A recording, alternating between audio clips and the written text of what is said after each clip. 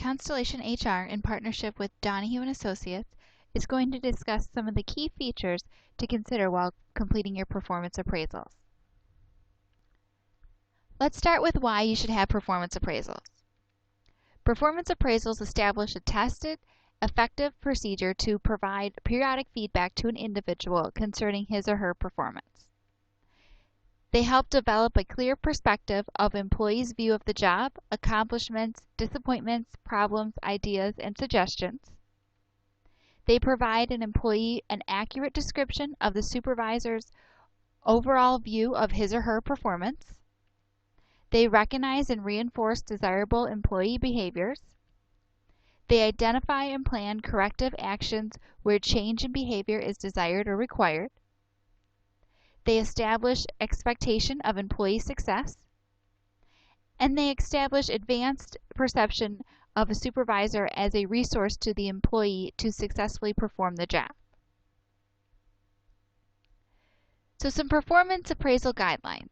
First, effective performance reviews are designed to improve performance, reinforce strengths, provide feedback, strengthen the supervisor's role as a manager, work towards gradual improvements in performance, communicate your views of the job being done rather than assume it's understood or ignored, identify and plan corrective actions in areas where help may be needed, and provide personal and meaningful communication directly between a manager and an employee.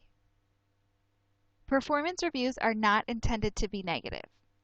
One or two improvement areas can be dealt with as improvement areas, not failures. Anything more than that creates resentment. Besides, if most of the performance is negative over the long term, it means that the appropriate corrective action should have been taken a long time ago. Performance reviews should not be used as a disciplinary club for failure to meet specific goals or standards. Rather, they should be used to provide recognition for areas of good performance, provide recognition for areas where performance has been improving, set plans for mutually working on potential areas of improvement. This focus is on working towards positive action and improvement. The focus is not on punishment for failure to meet 100% of goals. Performance reviews should be limited to review of performance. Set aside time for this single purpose, and it should not be used for discussion of raises or discussion of career plans. Separate time should be arranged for these topics if they come up. Otherwise, the intended value of reviewing and discussing performance is lost. Besides, planning separate times for these subjects gives you time to plan and manage the new discussions. Performance reviews focus on all important dimensions of the job. These areas can include productivity, quality, work habits. All can be included as fair game during the review. Do your homework. Refer back to your written notes on your latest goal-setting discussions. Make sure your facts regarding performance since that time are accurate. Think through how you will handle the discussion and think through the situation from the viewpoint of the employee. Give the employee advance notice of the upcoming meeting so they can organize their own thoughts. Don't worry about them using the time to come up with excuses. The subject is performance, and you can't argue with facts and trends. Besides, they need time to honestly consider their own performance and to identify their own improvement areas. They may even identify legitimate obstacles on their own job which you might be able to help improve. When giving advance notice, don't make it sound mysterious or threatening. Let them know that you want a meeting to discuss how things have been going on the job since the last goal-setting discussion. Ask them to think through both the good areas of performance as well as any areas where improvement might be needed. Any employee is naturally uncomfortable with the thought of being reviewed. Make it as least threatening as possible. Don't forget to stick to your discussion points. And don't be afraid to have them with you along with your notes. You want to make sure that you get your facts correct. Next, we'll discuss the 8 steps to conducting a performance appraisal. Step 1.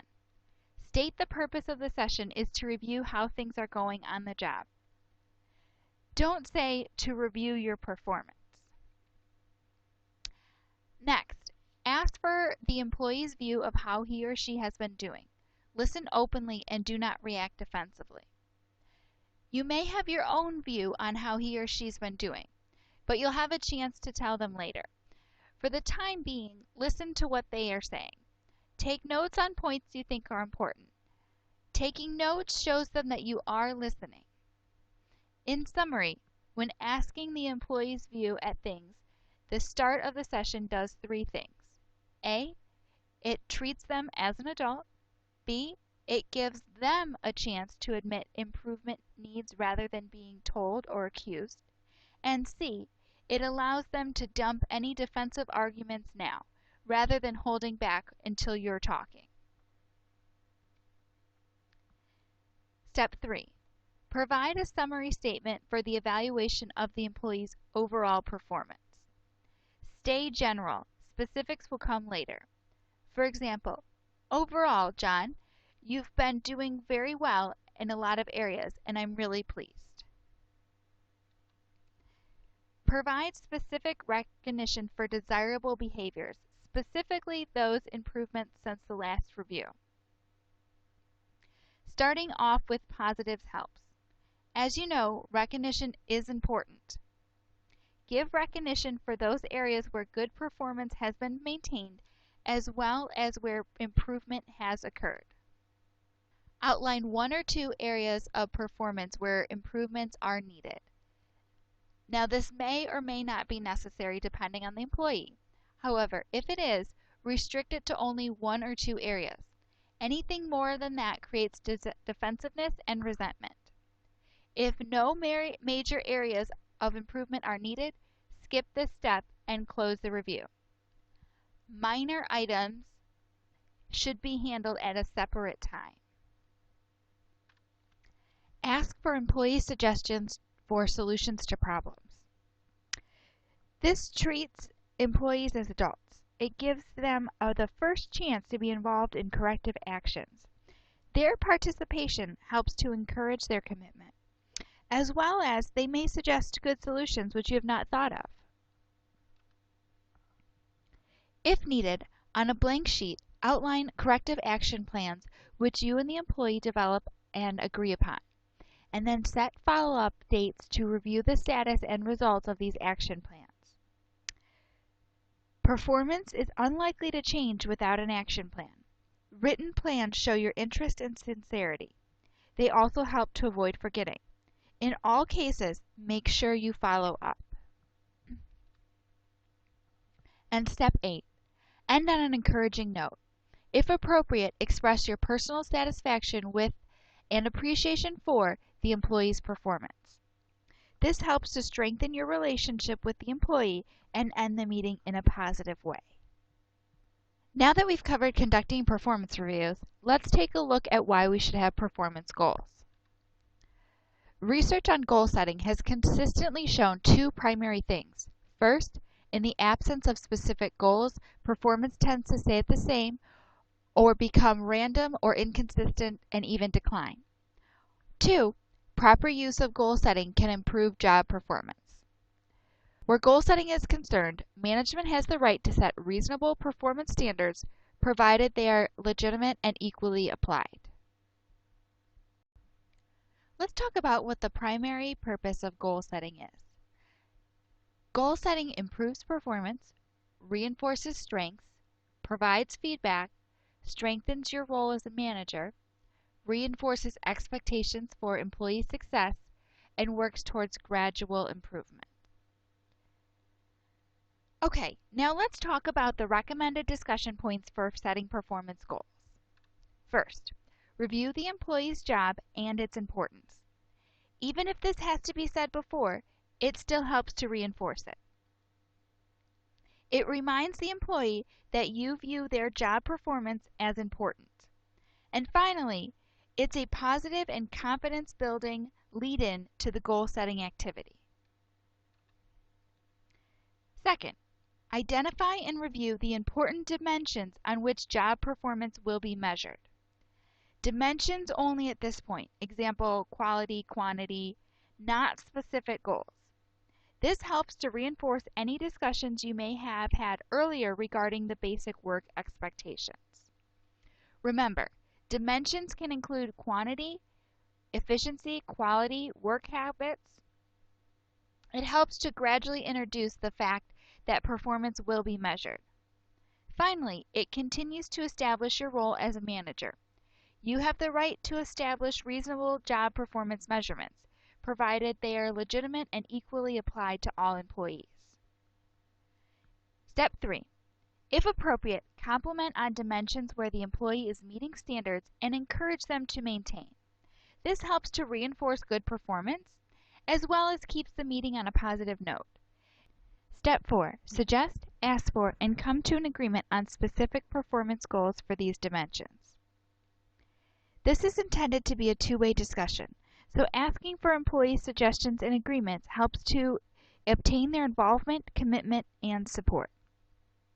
Constellation HR requires all goals to be predefined when created in the system. This prevents open-ended goals without clear expectations. This way, both you and your employee have a clear understanding of what the results should look like. You will be required to predefine the goal in terms of meeting and exceeding expectation definitions. Meeting expectations is the minimum results you expect for the goal. Exceeding expectations would be the stretch results for the goal. With the clear, predefined results, you can easily inspect what you expect at the end of the year. For example, if you're setting a sales goal for your employee to improve sales, and the minimum needed to meet the budget is 3,000 units, but the goal is to increase sales, so you would set the meets expectation at 3,500. Now, if you would really like 4,000 units to keep up with corporate goals, set the exceeds at 4,000, as that would be the stretch goal. Suggest two kinds of goals: improvement goals and maintenance goals. Try to develop a specific measurable improvement goal for each appropriate dimension, as well as setting a maintenance goal for each appropriate dimension where performance is already good. This process helps to ensure a common perception about what is to be done and how well. Written plans establish a mutually understood basis for future performance reviews and feedback. Again, this whole process remains consistent with your responsibility and role as a manager. Express your confidence in the employee's ability to meet these goals and offer your help. In many cases, your help may be needed in order for the employee to improve. For example, additional training, reduced blockages, etc. So offering your support helps to reinforce your employee's confidence and commitment. Shared commitment helps to motivate all parties. Remember to maintain your role as a resource to the employee. Monitor and review progress on a timely basis. Feedback and reinforcements are critical if goal setting is to be effective. Give timely recognition for progress towards improvement. That's as important as the achievement itself. Also, discuss lack of progress as close as possible to the time it occurs. Within Constellation HR, employees will be able to log in and update their goal status at any time. Along with keeping a notes and journal of how the goal is coming, they'll be able to update a percentage completed based from 0 to 100. Your job as a manager is to log in and review how the progress is coming to make sure that the employee is on track. That covers the points for setting performance goals. Let's take a look at some useful performance metrics that will help when establishing the meeting and exceeding expectation definitions for your employees. When writing the exceeding and meeting expectation definitions for your goals, it's helpful to think of these 5 categories as ways to measure the results.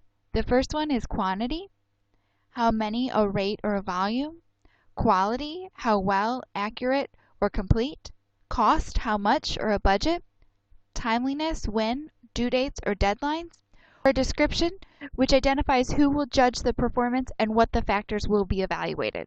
If you're using the descriptive method, you'll want to make sure and be as clear and concise as possible to avoid any confusion at the end of the year when you go to rate the goals.